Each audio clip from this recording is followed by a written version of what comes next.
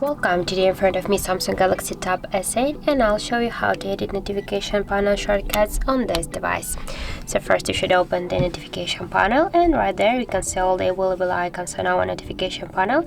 Just to add some icons here, click to the plus icon, and here you can see all the icons that we can add. For example, we can add the camera access icon, just hold it and drag here.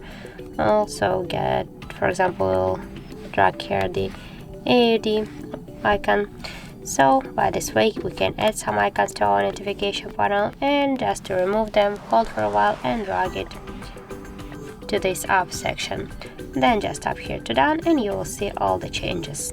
So also we got here the second, and if you want to just change the positions of the icons here, you just should hold for a while and drag it to the position where you want to just change it, for example by this way.